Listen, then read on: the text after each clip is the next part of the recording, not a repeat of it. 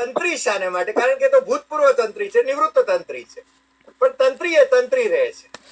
અને Janak Shah international social media Patel Prahladbhai, અને અમે જન્મભૂમિ ન્યૂઝપેપર્સમાં સાથે કામ કર્યું. જનક શાહ વ્યાપારમાં કાર્યરત હતા અને એ પછી એ મિડ ડે ગુજરાતી, સમકાલીન, ઇન્ડિયન એક્સપ્રેસના સમકાલીન, કારણ કે હું નિવૃત્ત થયો, મેં ત્યાં સમકાલીન છોડ્યું યાર, પછી જનકભાઈ ત્યાં તંત્રી થયો અને એના પહેલા ગુજરાત સમાચાર અને સંદેશના પણ ત્યાંના મુંબઈમાં તંત્રી રહ્યા. આર્થિક બાબતો વિશે એ જાણે છે અને એટલા માટે જ આજે છે ને મને એક જે પ્રશ્ન થયો હતો કે આપણું શેર બજાર છેલ્લા કેટલાક સમયથી કેમ ડાઉન જાય છે, કેમ નીચું જાય છે, એના વિશે મારે છે ને વાત કરવી હતી. અને મને લાગ્યું કે જનકભાઈને આપણે વિનંતી કરીએ તો જનકભાઈએ સ્વીકારી લીધી, ટૂંકી મુદતે સ્વીકારી લીધું અને એ બદલ આપણે એમનો આભાર માનીએ છીએ. દર્શકો વતી પણ હું આભાર માનું છું અને જનકભાઈનું સ્વાગત છે. જનકભાઈ, આ શું થઈ રહ્યું છે કે છેલ્લા કેટલાક વખતથી શેર બજાર કેમ નીચું જઈ રહ્યું છે? અને આજે પણ એવું થયું છે. આજે તો કેટલાક હેવી વેઇટ જે કહી શકાય શેરો એ પણ ડાઉન ગયા છે. હરિભાઈ, સૌથી પહેલા તો તમારો આભાર કે તમે અહીંયા મને તક આપી.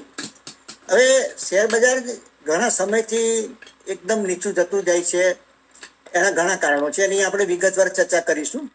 પર્ટિક્યુલરલી આજે જે બજાર ઘટ્યું છે એનું મુખ્ય કારણ જે છે ને એ ગ્લોબલ ક્યુ આજે થોડા નર્વસ આવ્યા છે, એના કારણે થયું છે. હવે આપણે છેલ્લા 4-6 મહિનાની જો ચર્ચા કરીએ તો માર્કેટ સતત એકદમ ઘટતું જાય. એનું મુખ્ય કારણ છે ને બજારની અંદર અનિશ્ચિતતા બહુ પ્રવર્તે છે. હજુ શેર બજારના માણસોને એવું લાગતું નથી કે બધું ઓલ ઇઝ વેલ, કંઈક ને કંઈક થશે, કંઈક ને કંઈક થશે એવું બધું લાગ્યા કરે છે. એટલે એક ધારું બજાર સીધું તેજીમાં જતું નથી. હવે એના કારણોમાં બધી ચર્ચા કરીએ તો હમણાં 2 દિવસ પહેલા જે મૂડીઝ જે છે એણે ડાઉનગ્રેડ કર્યું, બરાબર. તે ડાઉનગ્રેડની અસર એક તો આપણી ઉપર થઈ છે કે એના કારણે શેર બજારમાં સેન્ટિમેન્ટ ખોરવાઈ ગયું છે. બીજું જે કારણ છે કે ત્યાંનું જે બોન્ડ yieldછે એ બોન્ડ yield જે છે ને એ 4.6% સુધી પહોંચી ગયું અને હિસ્ટ્રીમાં પહેલી વખત આપણું બોન્ડ yield એ 10.8% સુધી પહોંચી ગયું. હવે આપણે આના કારણે આપણા ત્યાંથી આની અસર થઈ છે અને માર્કેટની અંદર ઘટાડો આવ્યો છે. ત્રીજું કારણ એ છે કે અમેરિકાનું જે ડેફિસિટ વધી ગઈ છે અને એની અસર પણ ફિસ્કલ ડેફિસિટ અમેરિકાની ખૂબ વધી ગઈ છે, એની પણ અસર આપણી પર થઈ છે. ચોથું કારણ જે છે કે હમણાં ટેરિફનું જે ચાલી રહ્યું છે એની આપણે ત્યાંથી ડેલિગેશન ત્યાં ગયું છે અને વાટાઘાટો ચાલે છે. બિઝનેસ ડીલ આપણું જે કરવાનું છે એ બિઝનેસ ડીલ આપણો ટાર્ગેટ એવો છે કે ભાઈ 90 દિવસ પહેલા જો થઈ જાય તો સારું છે, જેથી કરીને આપણે જે રેસિપ્રોકેટની જે લિમિટ 90 ડેઝની આપી છે એ પહેલા થાય તો આપણને એ લાગુ ન પડે. હવે રોજે રોજ બંને પક્ષો પોતપોતાની રીતે બાર્ગેનિંગ કરે છે. એને ટ્રમ્પે તો કીધું છે કે ભાઈ મોદી તો ટફ બાર્ગેનર છે. એટલે હવે આપણે બી રોજ જેને કહેવાય ને કે એક નવા પોઈન્ટ ઉભા કરતા જઈએ છીએ અને વધારે બાર્ગેનિંગ કરતા જઈએ છીએ. હવે આપણે એની કન્ડિશન માની લીધી કે ભાઈ 0 to 0, તો આપણે 0 પર આપણે એગ્રી થઈ ગયા. હવે પાછો ફરી જાય છે ટ્રમ્પ કે નહીં 0 સામે 0 નહીં, હું તો તમે 0 કરશો ને તો પણ મારી 10% તો રાખીશ જ એમ. હવે આપણે બી પછી સામે કાન આંબળ્યા કે નહીં ભાઈ એવું ના ચાલે, 10% તમે રાખો એ ના ચાલે, અમે 0 કરીએ તમે 10% રાખો નહીં. હવે અમારી તો ઈચ્છા છે કે તમે બધું જ 0 કરી નાખો, 29% પણ નહીં, 10% બી નહીં, 0 સામે 0. બ્રેકિંગ ન્યૂઝ, ટ્રમ્પે આજે હા નથી પાડી એટલે એનો અર્થ એ થયો કે નજીકના ભવિષ્યની અંદર આપણું આ ડીલ થાય એની અનિશ્ચિતતા છે અને થઈ જાય તો માર્કેટ ઉપર એની પોઝિટિવ ઇફેક્ટ થાય. બીજું કારણ જે છે એ કે હમણાં કંપનીના પરિણામો બહુ નબળા આવે છે. હવે તમે ફંડામેન્ટલ્સ જો તમારા નબળા હોય તો એ ગમે તેટલું તમે અંદરથી હવા ભરો ને તો પણ છેલ્લે માર્કેટ ચાલે છે તો કંપનીના પરિણામો ઉપર. તો આ વખતે અત્યાર સુધીમાં જેટલા પરિણામો ડિક્લેર થયા છે એમાંથી 73% કંપનીઓના શેરોના result compare to last quarter છે એના કરતાં નબળા આવ્યા છે. તો એની પણ માર્કેટ ઉપર અસર થઈ છે કે ભાઈ જો જ્યારે કંપનીના રિઝલ્ટમાં જ દમ ના હોય તો પછી તમે ગમે તેટલું ફુગાવો કરો તો બી એ ચાલવાનું છે નહીં. ચોથી પરિસ્થિતિ એ છે કે આપણું ભારતનું અર્થતંત્ર પણ જેટલું ચમકાવીને બતાવવામાં આવે છે એવું નથી. કારણ કે હકીકતમાં અંદર જોઈએ તો જે મોટાભાગના જે મીડિયાવાળા જે ગોદી મીડિયાવાળા એ બધા જેને કહેવાય ને કે ખોટા પ્રચારો કરે છે કે ભાઈ આપણું તો બહુ બેસ્ટ અર્થતંત્ર થઈ ગયું, બહુ સુધરી ગયું છે એવું નથી. પણ જેન્યુઅલ પત્રકારો જે છે, આર્થિક પત્રકારો છે, એ પત્રકારો જે ખરેખર અંદરથી રિસર્ચ કરી જે બહારની ફિગરો બધી આપે છે એ જોતા એવું લાગે છે કે હજુ આપણું અર્થતંત્ર ડામાડોળ છે. આ પણ એક કારણ એમાંનું છે. હવે આ સિવાયનું જે કારણ છે એમાં ડોલર જે આપણો ત્યાંનો ઇન્ડેક્સ છે એ ડોલર ઇન્ડેક્સ પણ ઘટ્યો છે, એની પણ આપણી પર અસર થઈ છે. હવે છેલ્લા 6 મહિનામાં ભારતમાંથી એફઆઈઆઈ જે છે એનું રોકાણ પાછું બહુ વળી ગયું છે. ટોટલ લગભગ અંદાજ પ્રમાણે 1,00,000 કરોડ રૂપિયાનું આપણું જે છે એ એફઆઈઆઈ પાછું ખેંચાઈ ગયું છે. તો આની પણ અસર થઈ છે. હવે આ સિવાય પણ હજુ સુધી માર્કેટને એમ લાગે છે કે સીઝ ફાયર ભલે થયું પરંતુ કંઈક ને કંઈક ધડાકો થશે. કારણ કે હજુ જો માર્કેટને એવું લાગતું હોય કે બધું પતી ગયું છે ને હવે કોઈ આગળ નહીં વધે તો માર્કેટ ચોક્કસ વધે. પણ માર્કેટને અનિશ્ચિતતા લાગે છે કે ભાઈ આ સીઝ ફાયર થયું છે પણ પાકિસ્તાન તો અવરચંડુ છે જ, એ પાછું કંઈક ને કંઈક કરશે. આપણે બી બધી જે શરતો મૂકી છે એ શરતો પ્રમાણે કંઈ એ ચાલવાનું છે નહીં. અને જો ફરી પાછું થાય તો વળી પાછું કંઈક ને કંઈક પાછી જો ધડાકા થાય તો પાછું માર્કેટ ક્રેશ થઈ શકે. હવે આવી પરિસ્થિતિની અંદર કોઈ પણ ઇન્વેસ્ટરે વિચારે છે કે ભાઈ વેઇટ એન્ડ વોચ કરીએ. અત્યારે આપણે કોઈ પણ સંજોગોમાં લઈને પછી જો ઘટાડો ક્રેશ થઈ જાય તો બહુ નુકસાન થઈ જાય. એટલે બધા અત્યારે વેઇટ એન્ડ વોચ કરવાના મૂડમાં છે. સીબીએ આજે એક નિર્ણય એવો લીધો છે કે ભાઈ આપણી જે એક્સપાયરી ડેટ જે છે એ યુનિફોર્મ કરી નાખો. બીએસસી અને એનએસસીની જે એક્સપાયરી અલગ દિવસે આવે છે એના લીધે બધા પ્રોબ્લેમ થાય છે. તો એના લીધે પણ હવે આજે ડિસિઝન એવું લીધું છે કે ભાઈ યુનિફોર્મ પોલિસી કરો, બીએસસી એનએસસીની અંદર એક્સપાયરી ડેટ સરખી જ રાખવાની. તો આ પ્રકારના બધા જુદા નિર્ણયો છેલ્લા ઘણા વખતથી આવી રહ્યા છે. એના લીધે માર્કેટ ઘણા સમયથી ઘટી રહ્યું છે. મને એવું લાગે છે કે હજુ સુધી છેલ્લું બોટમ મને લાગે ત્યાં સુધી આજે જે 25,600 સુધી છે એ 24,445 સુધી નિફ્ટી જાય ત્યાં સુધી ઇન્વેસ્ટરોએ રાહ જોવી જોઈએ. અને આ બોટમ નજીકનું બોટમ 24,445 જેવું બધા ચાર્ટિસ્ટો છે એનું બધું માનવું છે. તો ત્યાં સુધી રાહ જોવી જોઈએ. અત્યારે મને એમ લાગે છે કે એફએમસીજી અને ડિફેન્સ હવે શેરો ઉપર ઇન્વેસ્ટરોએ ફોકસ કરવું જોઈએ. અને એમાં સારી કંપનીઓના જો રિઝલ્ટ સારા હોય ને ફંડામેન્ટલ સારા હોય તો આ ક્રેશ માર્કેટ થાય 1,000 પોઈન્ટનું હજુ ક્રેશ આવવાની મને શક્યતા લાગે છે.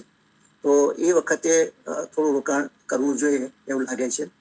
અત્યારે માર્કેટમાં છેલ્લા ઘણા દિવસથી પ્રોફિટ બુકિંગ બહુ થઈ રહ્યું છે કે બધાને એમ લાગે છે કે ભાઈ આ કાગળ ઉપર નફો તો આપણી પાસે છે પણ પાછો ફરી પાછું જો ક્રેશ થશે તો આ બધો નફો પાછો ધોવાઈ જશે અને આપણે ત્યાં થઈ જઈશું. તો એના પ્રોફિટ બુકિંગનું પણ આ એક કારણ એમાં થાય છે. હવે આ સિવાયના કારણોમાં જોઈએ તો જે પ્રકારની અત્યારે બજારની અંદર પરિસ્થિતિ છે, લિક્વિડિટીનો મેજર પ્રોબ્લેમ છે. કારણ લિક્વિડિટી બહુ ઓછી છે એના કારણે પણ માર્કેટને અત્યારે નાણાંની ખેંચ પણ ઊભી થઈ છે.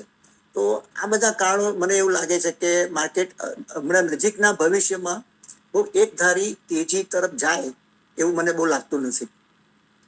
જનકભાઈ, આજે ઇકોનોમિક ટાઈમ્સે જે લખ્યું છે એમાં heavy weights like Reliance Industry એ પણ જેને ડાઉન ગઈ છે અને decline in auto and IT stocks એટલે ગ્લોબલ કારણોને કારણે એમ કે છે. અને બીજું કે total market capitalization of all listed companies on BSE fell by ₹1.86 lakh crore to 439.32 lakh crore. એટલે આજે એક જ દિવસમાં 1.5 કરોડ રૂપિયાના પૈસા લોકોનું ધોવાણ થયું છે. અને છેલ્લા લગભગ એમ કે 3-4 મહિનાનું આપણે જો ગણતરી કરીએ ને તો ઇન્વેસ્ટરોના 15 લાખ કરોડ રૂપિયા ધોવાઈ ગયા છે. 15 લાખ કરોડ રૂપિયા. એટલે અત્યારે બધાને છે ને પરિસ્થિતિ એવી થઈ ગઈ છે કે ચોપડા ઉપરનો જે બધો નફો હતો અને જે રીતનું દેખાતું હતું એ બધું ધોવાઈ ગયું છે. એટલે હવે બધા દ્વિધામાં છે કે હવે આપણે લેવું નહીં, હમણાં તો કશું લેવું નહીં. એટલે મોટાભાગના ઇન્વેસ્ટરો વેઇટ એન્ડ વોચ કરે છે કે ભાઈ આ યુદ્ધની પરિસ્થિતિ સારે પડવા દો, પહેલા એક વખત ક્લેરિટી પિક્ચર આવી જવા દો કે ભાઈ શું થાય છે. હવે આપણે તો હવે મોટા પાયે આજે ડેલિગેશન ગયું છે, બરાબર, પણ હવે ડેલિગેશન જવાથી કે વિદેશ નીતિઓ કોઈ બદલાવાની નથી. આ બધી છે ને ડિપ્લોમસી છે એ બધાનું આપણું માઇન્ડ ડાયવર્ટ કરવાનું, પબ્લિકનો બધાનો જે અત્યારે છે એ બધું ફોકસ ડાયવર્ટ કરો. 15 દિવસ સુધી આ લોકો ડિબેટ હમણાં ના કરે, નિષ્ફળતાની ડિબેટો બધી અટકી જાય. આવા બધા જે ધતિંગ ચાલે છે એના કારણે અત્યારે જો એક વસ્તુ છે કે તમે ગમે તેટલી ફુગાઓ ફૂલાઈને ફુગો કરો ને તો બી માર્કેટ છે ને પહેલું એનું બેરોમીટર છે. તમે કોઈ પણ જગ્યાએ કોઈ પણ વસ્તુ જુઓ તો માર્કેટ વાળાને પહેલી ગંધ આવી જાય ને પહેલી એ લોકો એની એ માપી લે છે. એટલે કોઈ પણ વસ્તુ અર્થતંત્ર ક્યાં ચાલી રહ્યું છે ને એનો કોઈ સ્ટડી તમે ના કરો ને ખાલી શેર બજાર વોચ કરતા રહો ને તો પણ એનો પછી ખ્યાલ આવે કે ભાઈ આપણી પરિસ્થિતિ નબળી છે એમ, કારણ કે બેસ્ટ બેરોમીટર ગણાય. પણ આ લોકો તો એમ જ કહે છે કે ભાઈ શેર બજાર તો ખાલી 3% લોકો જ બજારમાં છે તો એને કેવી રીતે બેરોમીટર કરાવે. બેઝિક વસ્તુ જો માનવા તૈયાર ન હોય તો પછી એને ક્યાં સમજાવવા બધાને આપણે, બરાબર. એમાં તમને તો ખ્યાલ છે ચૂંટણી વખતે હા, આપણા નેતાઓએ અમિત સાહેબ કહ્યું કીધું, હતું કે લઈ લો. શેર લઈ લો એમ કે લઈ લો. ઊંધા જવાના છે. એકચ્યુઅલી સેબીના રૂલ્સ પ્રમાણે કોઈ પણ વ્યક્તિ જે રજિસ્ટર્ડ એનાલિસિસ ન હોય એવી કોઈ પણ વ્યક્તિ શેર લઈ લેવાની કે વેચવાની કોઈ પણ જાતની ભલામણ કરી જ ના શકે કાયદેસર રીતે, અને ઇન્ક્લુડિંગ આ તો માય છે ને હોદ્દા ઉપર બેઠેલા સરકારમાં બેઠેલા લોકો કહી રહ્યા છે. કોન્સ્ટિટ્યુશનલ પોસ્ટ ઉપર બેઠેલી વ્યક્તિ આ રીતે કે એ તો ઇલીગલ જ છે. પરંતુ હું પોતે સેબીમાં રજિસ્ટર્ડ એનાલિસ્ટ નથી અને સેબીમાં એનાલિસ્ટ રજિસ્ટર્ડ ન હોય એ વ્યક્તિ એ માર્કેટની સ્ક્રિપ્ટ ઉપર ભલામણ ના કરી શકે. માર્કેટ જનરલ ઉપર કહી શકે કે ભાઈ ઘટે વધે ત્યાં લેવું, પણ હું એમ ના કહી શકું રિલાયન્સ લેવો જોઈએ કે કોલગેટ વેચવો જોઈએ, કારણ કે એ કાયદેસર રીતે ગેરકાયદેસર થઈ જાય છે, બરાબર. એટલે આ બધું તો હવે જેને કહેવાય ને કે એમાં તો કોઈ એવા પણ એલિગેશન થયા જ છે એ લોકોએ પોતે જ મોટું રિઝલ્ટના દિવસે 4 જૂનનું શું પરિસ્થિતિ થઈ હતી, બરાબર. તો હવે અમિત શાહ તો મોટો સટોડિયો માણસ છે, બરાબર. એટલે આવા બધા આક્ષેપો થયા હોય કે ભાઈ પોતે લઈ લીધું હોય પછી આવું થયું હોય બધું કરે છે, પણ એ પણ ખોટા પડ્યા. એટલે માર્કેટ છે ને એ કોઈ વડાપ્રધાનના સ્ટેટમેન્ટ પર બી વિશ્વાસ મૂકતું નથી કે મારા સ્ટેટમેન્ટ પર વિશ્વાસ મૂકતું નથી. એ માર્કેટ રીતે ચાલે છે. પણ હવે ધારો કે યુદ્ધના સંજોગો એ વધારે આક્રમક બને તો શેર બજાર ઉપર શું અસર થાય? જો યુદ્ધના સંજોગો વધુ આક્રમક થાય તો મને એવું લાગે છે કે 5% અત્યારે જે માર્કેટ છે એનાથી ઓછામાં ઓછું 5% માર્કેટ ડાઉન જાય, બરાબર. એટલે એ આપણી પૂરેપૂરી શક્યતા જોવી જોઈએ. કરાચીનું માર્કેટ તો બંધ કરવું પડ્યું હતું એ દિવસે, બરાબર. તો એનો અર્થ એ થયો કે આપણે ત્યાં સિંગલ ડેમાં હજુ સુધી એક જ દિવસમાં માર્કેટ બંધ કરવું પડે એવો સંજોગ ઉભા થયા નથી. 2% 3% સુધી ઘટી છે. પણ ખરેખર જો યુદ્ધ થશે તો એક દિવસ 15 પહેલા છે ને 15 મિનિટ માટે બંધ કરે, પછી ફરી ખોલી નાખે, પછી ફરી ચાલુ કરે અને થાય તો એ દિવસ માટે માર્કેટનું ટ્રેડિંગ પાછું ખેંચી લેવું, સસ્પેન્ડ કરી દે, જે કરાચીમાં બનેલું એ દિવસે, બરાબર. તો આપણા ત્યાં બી આવી પરિસ્થિતિ થાય તો માર્કેટ 100% 5% એક જ દિવસમાં કડાકો બોલી જાય. પણ ટ્રમ્પભાઈ જ્યાં સુધી બેઠા છે ત્યાં સુધી સંઘર્ષ વિરામ એમણે કરાવ્યો છે, એટલે હવે છે ને યુદ્ધ થવા દેશે કે કેમ એ સવાલ છે, કારણ કે એ પણ વેપારની વાત કરે છે. એટલે એકચ્યુઅલી શું છે કે ટ્રમ્પભાઈને તો યુદ્ધ છે ને થાય એમ રસ છે. યુદ્ધ થાય ને તો એમની દુકાન ચાલે એવી છે, બરાબર. એટલે ખાલી આ તો ઉપરથી પેલું કહેવાય ને કે ભાઈ દુનિયામાં પેલું નોબેલ પ્રાઇઝ જોઈતું હોય ને એટલે કે મેં કરાવ્યું હા, મેં કરે, મેં કરે. શાંતિદૂત બની જવાની અત્યારે બધી કરે છે પણ એવું હોત તો પછી આ યુક્રેન અને આનું ક્યાં થયું, રશિયાનું ક્યાં થાય છે, કેમ એ થાય છે, બરાબર, ઇઝરાયલનું ને એનું ક્યાં થાય છે? તમે ગમે તે ડંફાસો માર્યા કરી કે હું તો તમને 24 કલાકમાં યુદ્ધ અટકાવી દઈશ, બરાબર, શું કરી દીધું એમણે? એટલે કોઈ પણ દેશ કોઈ પણ વ્યક્તિના કહેવાથી યુદ્ધ બંધ કરે નહીં અને ચાલુ ના કરે, એ ખાલી વાતોના વડા છે અને એમ કોઈનું માનતું નથી. દરેક વ્યક્તિ પોતાની કેપેસિટી અને પોતાની ગણતરીઓના આધારે દરેક દેશ યુદ્ધ શરૂ કરે ને બંધ કરે. રાઈટ. જનકભાઈ, બહુ જ ટૂંકી મુદતે અમે તમને વિનંતી કરી અને તમે અમારી સાથે જોડાયા. આ સરસ રીતે તમે વિશ્લેષણ કર્યું એ બદલ આપનો ખૂબ ખૂબ આભાર. દર્શકો વતી પણ ખૂબ ખૂબ આભાર. અને ફરીને પાછા ક્યારેક રિક્વેસ્ટ કરીશું એટલે જરૂર, વધારે જરૂર. વિગતે આપણે વાત કરીશું. શું તમારો તો મારી પર અધિકાર છે નહીં, નહીં, અને એટલે it is nice of you. Nice of you. હું તો તમારી અનુગામી તરીકે તમારી ખુરશી પર બેઠેલો છું. આપણે સહયાત્રી રહ્યા છીએ. સહયાત્રી રહ્યા છીએ. જન્મ જો આપણા બેનું ડીએનએ છે ને એ સૌરાષ્ટ્ર ટ્રસ્ટ રહ્યું.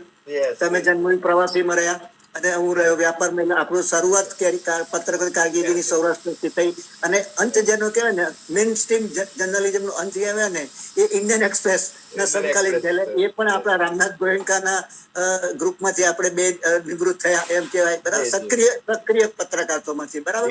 તો આપણી યાત્રા બંનેની એક જ ધારી એક સરખી રહી છે. ચઢાવ ઉતાર તો બંનેના લાઈફમાં આવ્યા કરે, એ વસ્તુ જુદી છે, પરંતુ તો બી આપણે એક જેને કહે ને કે વેલ્યુ બેઝ પત્રકારત્વ જે આપણને ગોયંકાએ શીખવાડ્યું અને આપણા સૌરાષ્ટ્ર ટ્રસ્ટે શીખવાડ્યું, એને આપણે આજીવન પકડી રાખ્યું છે. તમે પકડી રાખ્યું છે, મેં બી પકડી રાખ્યું છે અને એનો આપણને આનંદ છે. Thank you so much.